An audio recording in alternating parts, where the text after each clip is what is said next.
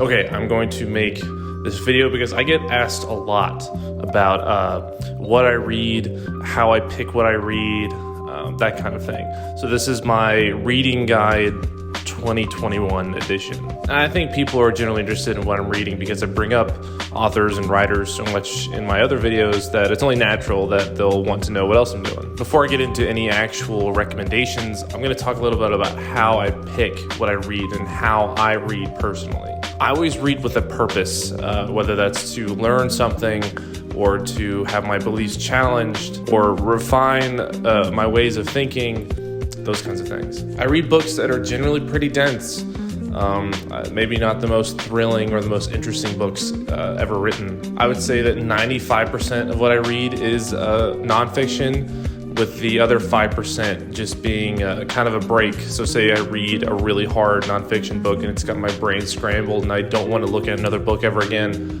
That's when I'll pick up a fiction book that are generally recommended to me by my friends, and that'll kind of like be an easy read and kind of hit the reset button for me to go back into the more dense stuff. Of the nonfiction books that I do read, the 95%, I would say 3/4 of them are more philosophy related, and another 1/4 of them are kind of like sciencey, technology kind of stuff. Those aren't exact numbers, obviously, but looking at some of the books I have behind me, it's pretty spot on, I think. And before I go even further to tell you what I do read, let me tell you things that I don't read. I'm not saying that these are bad, there's just not things that I'm interested in. Number one is biographies. Reading about the lives of other people never really did it for me much.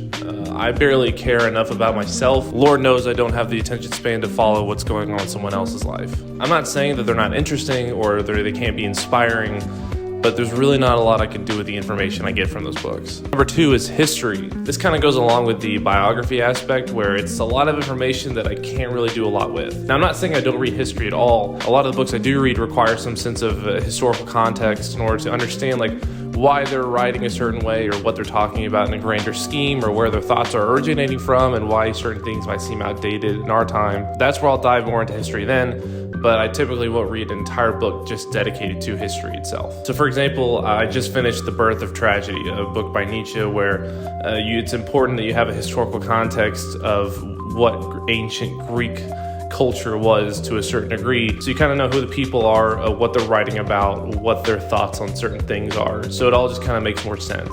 Third is going to be self-help. This should probably be a little self-explanatory. I don't read self-help books. I think 99.9% of them are just these toxic forced positivity, just pseudo-intellectual bad science arguments that try to just teach you all these fake life hacks and little tips and tricks that don't actually do anything, but then you end up paying $40-$50 for 2 books. So it's not really my thing. I think a lot of them are just lazy. And when you have titles that are like this, you know that that's the main selling point, is that the title is that. What's on the inside is inconsequential because you've already bought the book. Those books are driven primarily just through market research and what people will buy and put on their Instagram, not actually anything that's actually beneficial. I'm not saying all of it's bad. I mean, there's definitely a few that have helped me personally, just with a few things, but by and large, that whole section of the bookstore just needs to be firebombed. Okay, now for some actual recommendations. I'll start out with the big thing because a lot of people ask me how to get into reading about philosophy and also this kind of stuff, because that is a good question. It's a weird places where you can jump in and start, and weird places where it's probably not a good idea. But where I kind of jumped in and got really serious about it was this book right here, The History of Western Philosophy by Bertrand.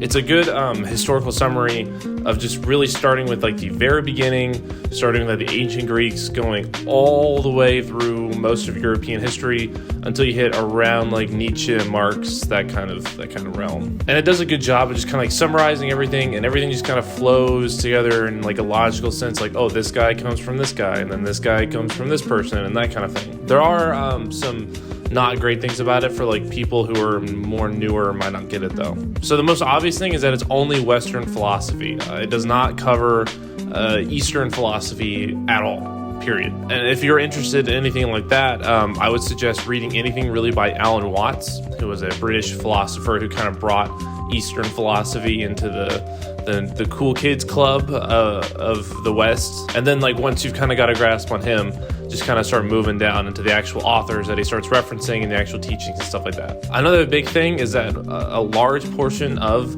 Western philosophy, especially before 1800 time frame, was very religious based. So a lot of it was framed in religion or had to do with religion or stuff like that. That's not necessarily a problem. I just think it's something that people need to be aware of. That might be what they're looking for, or might not be what they're looking for. That's just how European civilization was at the time. So most of their philosophy based and rulings on how the world worked was based on that kind of stuff. So it was more like refining what religious thought was, because that's what philosophy was at the time. And then lastly, it ends at around, like I said, the Karl Marx, Nietzsche area, and doesn't go any further than that. All those people that you'd read about that have come about in the last 120 years, they won't be on there. And neither will a lot of like the psychoanalytic influence that kind of shaped European philosophy for a good bit there. I'll talk a little bit specifically about Stoic philosophy, just because I get asked a lot about that.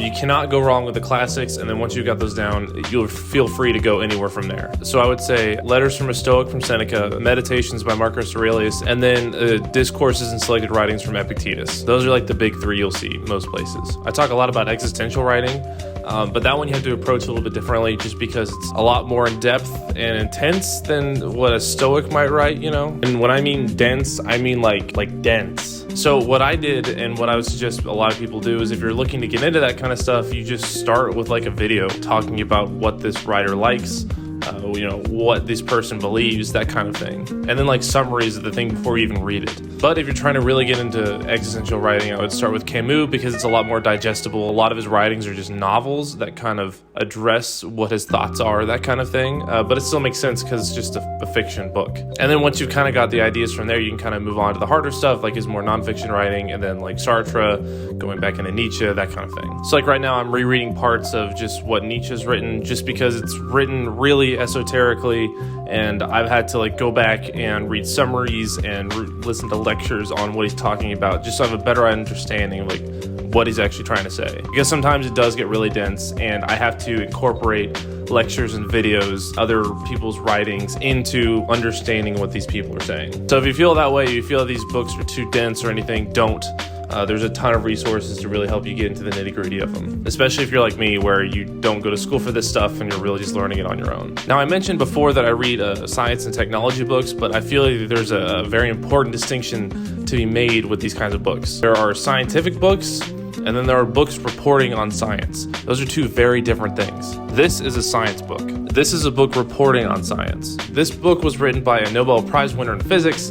It has a lot of math. It addresses a lot of big questions with science and a lot of studies and research. It's dense. It took me a long time to read because I was really trying to understand what it was saying. And it addresses a lot of how the human race views the world and how our views evolved with our understandings of math and physics. It was deep, it was complicated, and it was super insightful onto kind of how that applies to ways we probably don't think. This book, even though it says science on the cover, was garbage. It wasn't real science. It was a lot of anecdotal evidence and really bad statistic reading. Sure, it was entertaining to a degree and it was something fun to talk about, but I learned nothing from it. If anything, it contradicted itself a lot in what it was trying to push, and it didn't really have a point.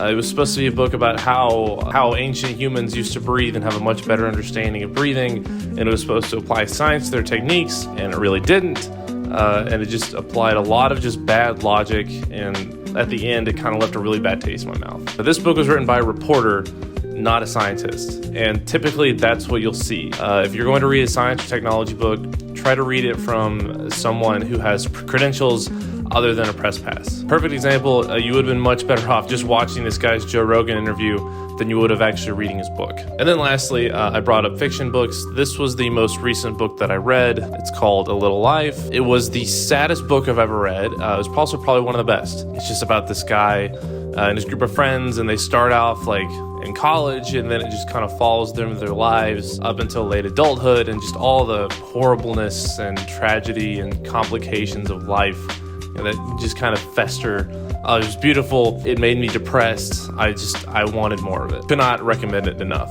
So that's kind of my 2021 as it stands reading list. and guide to reading, I guess. If this does well, I might make an updated one with more of the books I've been reading recently, because it's changing all the time. Leave a like if you liked it, that way I know if it's doing well, and leave a comment about what you're reading. I'd like to see what my viewers are more into compared to what I'm into. And I will see you in the next one.